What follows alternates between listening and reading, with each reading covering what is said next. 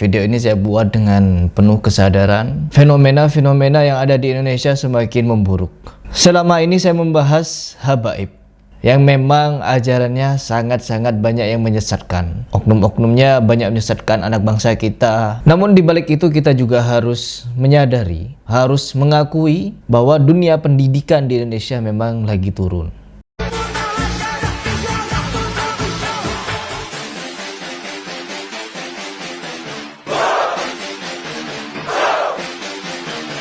Dunia pendidikan di Indonesia memang lagi bermasalah.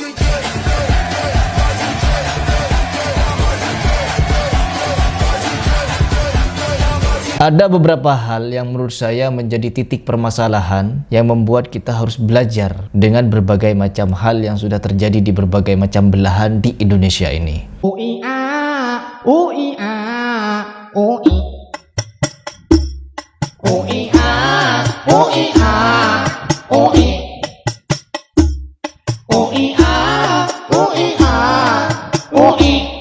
Ya Allah, Allah. Semoga semakin berjaya. Bret.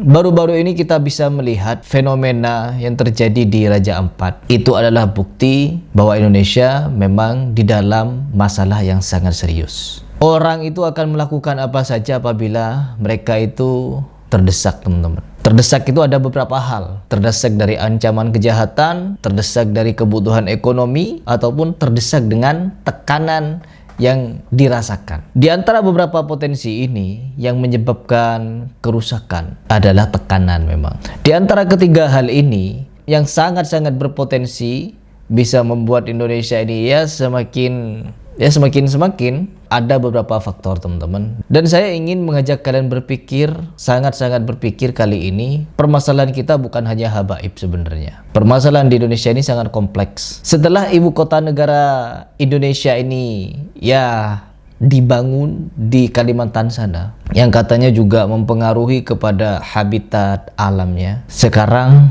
Raja Ampat tengah digeruk, teman-teman. Kalau kalian nonton film Avatar yang dibuat oleh James Cameron, itu adalah sindiran keras terhadap para penambang. Meskipun mengajak kita untuk berfantasi dengan film-film yang full CGI itu, namun di dalam film tersebut terdapat pesan bahwa menjaga lingkungan alam lebih utama daripada mengambil sumber daya alamnya dengan cara merusak. Di film Avatar dijelaskan hal tersebut. Mungkin sedikit orang yang berpikir bahwa film tersebut diarahkan kepada para penambang. Untuk apa? Untuk berpikir bahwa dunia ini indah, maka janganlah engkau rusak. Dan di dalam Al-Quran pun begitu. Tidaklah terjadi kerusakan di muka bumi ini kecuali dengan tangan manusia, ulah tangan manusia sendiri. Dan ini sangat terlihat jelas ketika Kalimantan dan sekarang merembet ke Indonesia Timur. Raja Ampat sudah berada di ujung tanduk, teman-teman. Kami bukan tamu di tanah sendiri. Laut ini bukan kolam tambang. Ini dapur kami, rumah leluhur kami. Tapi sekarang kami cuma penonton. Dulu kami jaga surga ini tanpa upah. Sekarang dijual pelan-pelan atas nama pembangunan. Raja Ampat bukan pajangan dunia, tapi warisan hidup kami. Kalau semua dibuka demi uang, apa yang tersisa buat anak cucu kami? Jangan biarkan pemerintah ubah rumah kami jadi surga yang kehilangan tuannya. Save Raja Ampat! Save Raja Ampat! Save Raja Ampat! Ya, kalau ini dibiarkan, tidak ada perlawanan untuk menghentikan kegiatan-kegiatan seperti ini, kegiatan-kegiatan penambangan di situ, maka hancur, teman-teman. Kalau bukan kita yang bersuara, maka siapa lagi?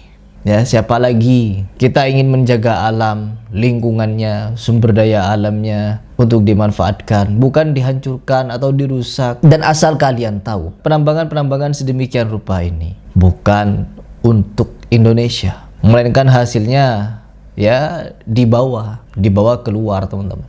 Diproduksi di luar, entah jadi apa atau bagaimana, ya itulah faktanya. Kalau kalian ingin mencari tahu. Dan hasil dari penambangan adalah merusak. Kasihan habitat alam yang ada di situ. Ya, orang hutan, hewan-hewan yang ada di situ mau kemana lagi? Dan ada berbagai macam spesies ikan di laut Raja Ampat itu. Semuanya akan terdampak. Spesies yang ada di hutan, spesies yang ada di bawah lautnya, dan orang-orang yang ada di sekitar situ, dan beberapa hal yang menjadi ekosistem alam ini akan rusak dengan adanya kegiatan penambangan ini.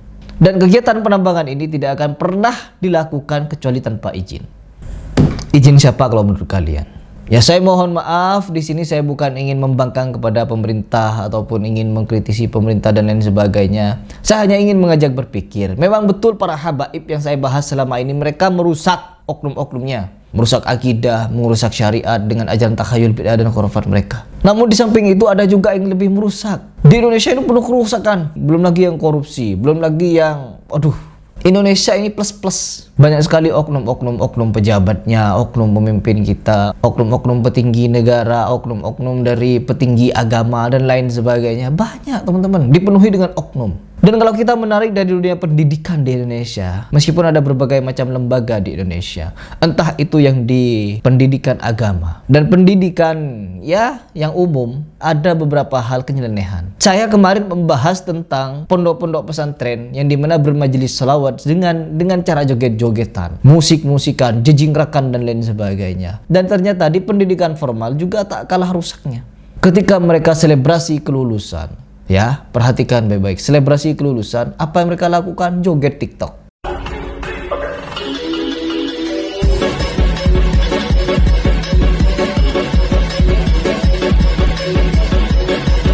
Kemunduran SDM dan guru-gurunya pun ikut seperti itu. Dan menjadi pemandunya siapa? Ya, anak-anak yang tingkahnya seperti mau dibawa kemana generasi bangsa ini? Salah nanti Bung Karno itu, berikan saya 10 pemuda akan saya buat dunia terguncang. Salah nanti kalau pemudanya seperti ini semua, gini-gini joget-joget sontoloyo. Maaf saya ngucapin sontoloyo lagi. Ketika melihat beberapa fenomena yang terjadi di negara kita ini, terlebih di dunia pendidikannya, entah pendidikan formal atau di pendidikan pesantren dan lain sebagainya, ada berbagai macam lembaga yang ternyata mengajarkan kerusakan sedemikian rupa. Belum lagi Al Zaitun. Gak kelar-kelar urusan kita ini ya. Gak kelar-kelar. Karena apa? Kurang kompak.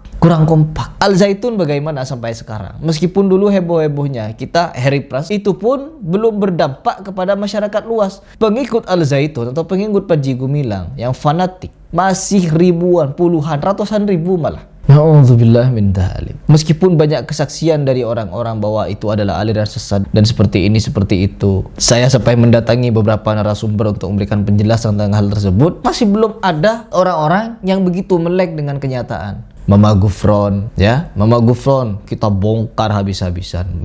Miftah, Habib dan lain. Pokoknya berbagai macam hal kerusakan di dalam bidang agama yang dilakukan oleh oknum-oknum manusia ini di dunia. Apa yang terjadi? Masih banyak yang mengikuti mereka. Miftah ketika teriak goblok-goblok dan lain sebagainya. Pokoknya kalimat-kalimat yang jorok, pokoknya hal-hal yang rusak, ngeres mesum keluar dari mulutnya. Siapa namanya Miftah itu? Sebulan dia vakum ceramah, naik lagi ke panggung ceramah, yang nonton banyak, yang mendengarkan banyak. Mama Gufron, ya, diakui wali, kacau.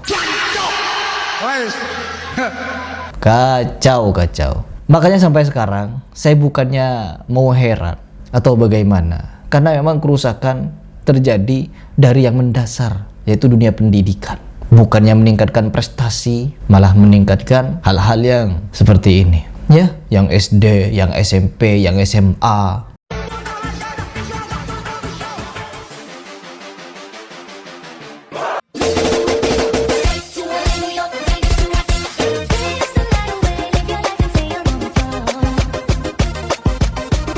Begitu, selebrasi jogetan.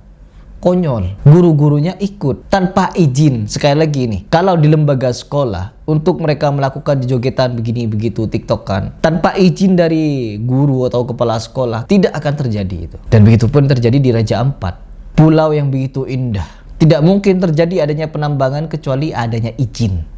Bagaimana izin itu bisa terjadi? Bagaimana izin itu bisa keluar, surat izin keluar untuk melaksanakan penambangan itu? Bagaimana caranya?